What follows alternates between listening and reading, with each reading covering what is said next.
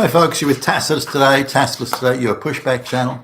Thank you for joining this audio, radio, no pictures live stream.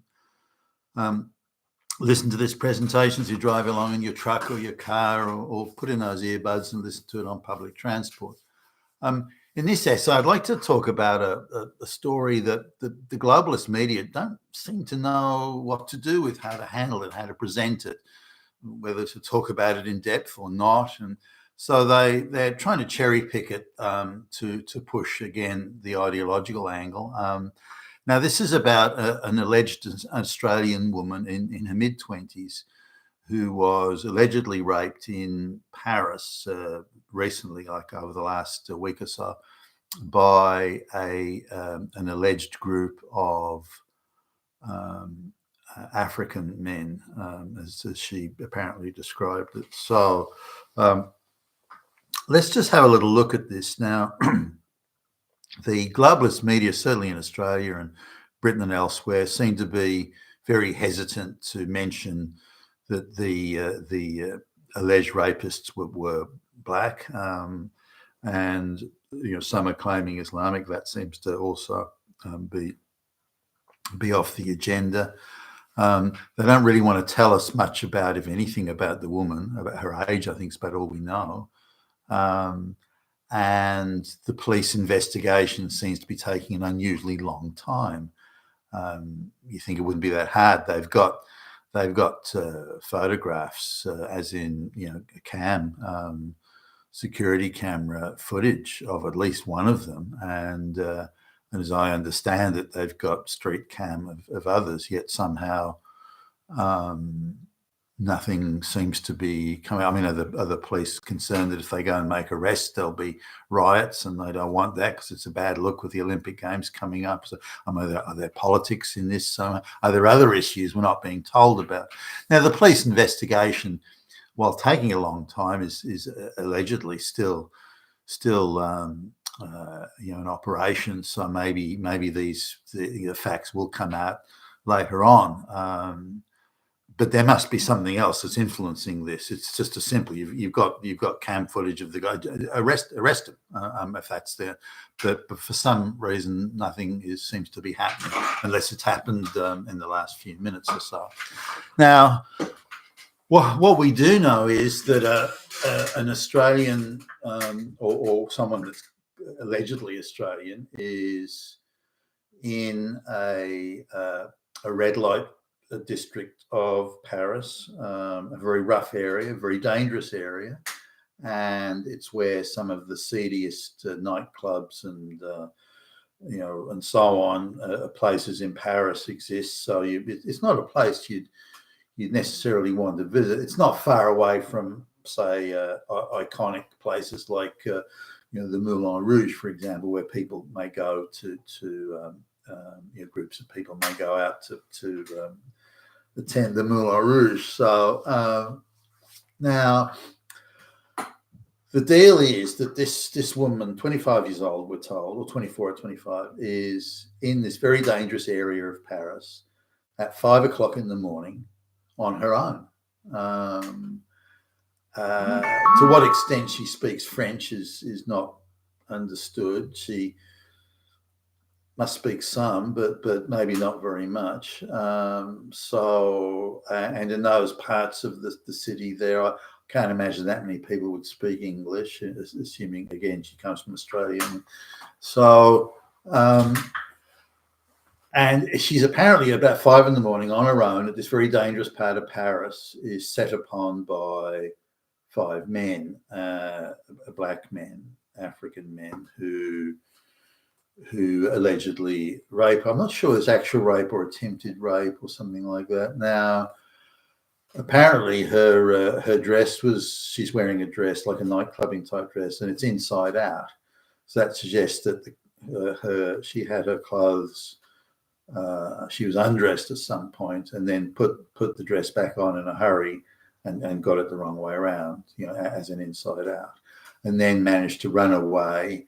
And some minute or two, whatever, some time, like she runs into a restaurant or like a kebab shop type thing, which looks like it's pretty busy at that time in the morning. runs into a kebab shop asking for help. And then some minutes later,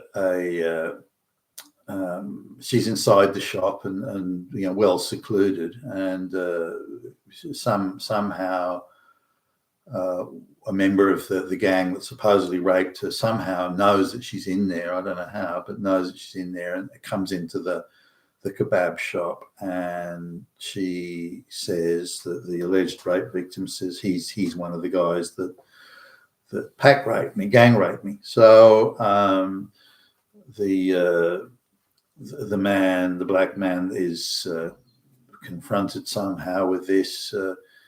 He seems to leave the shop without too much fuss, and his certainly what you can see of the interaction when the shop owner or the employees in the shop tell him to go, and he seems to sort of be rather surprised, or if not a little bewildered. Anyway, he goes. The police arrive, and so on. Now, you'd think that the woman would go, gee, I want to get the fuck out of here.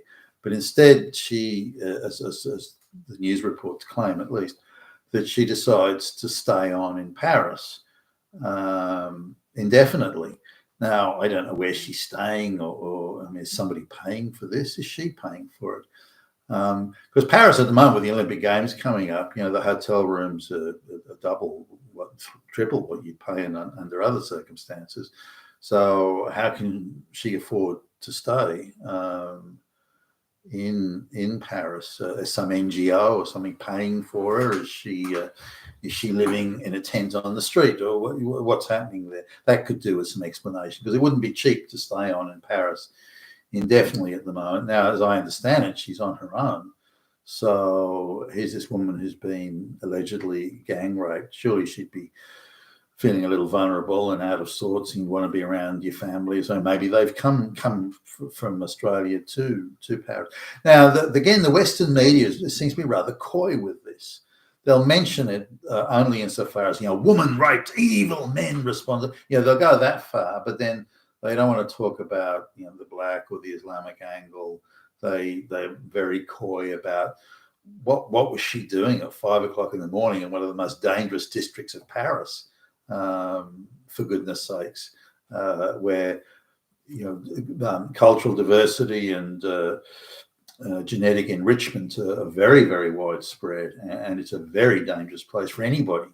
And yet she's walking around in nightclubbing clothes at 5 in the morning with a purse with a lot of money. I'm not sure I follow the whole thing there. That just seems very odd behaviour by anybody who may be concerned about their personal safety.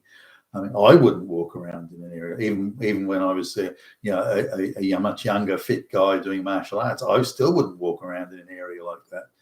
But anyway, what's going on, we don't know. But something that's interesting is the Indian media, for some reason, seems to have picked up on this, and they really want it, and they've headlined it. Now, I don't know why. I suppose we can look at a couple of things. The Indians are a little bit Indian media is a little bit annoyed about how they believe the West highlights negativities about India. The Indian Brahmin class do not like it if they're criticised in any way, and that the supposed widespread occurrence of gang rapes in India and the subcontinent generally is something they believe is unfairly and unreasonably highlighted and pushed by Western media, and that Western NGOs rampage the length and breadth of India, trying to stir up locals into doing street marches and placard waving and so on, and which makes India, as the Brahmin press believe, because they control the media, as the claim that it makes India look bad. Or is it that the woman who was allegedly gang raped was, in fact, of Indian extraction, is an Indian Australian, maybe an Indian woman who became an Australian citizen or something like that? Maybe that's the angle. I mean, we don't know. But it's remarkable how coy the media is. If these were five straight white guys that did the alleged rape, then it would be plastered over the international media non-stop. They'd be screaming it from the rooftops. But there are other reasons why they're being so coy, and whether it's race, gender, political hustling, or whether it's other reasons, such as I mentioned earlier, that the French want to play it down until the Olympic Games is over, and then they'll deal with it, or what, I don't know. But it's very strange. But no one's asking the question, why were you in such a dangerous area on your own at 5 o'clock in the morning? Out of all the areas in Paris you could have been, there's that, on your own at 5 o'clock in the morning, dressed like that. I mean, what do you think's going to happen? Seriously. So no one's asking those questions, and they should be asked.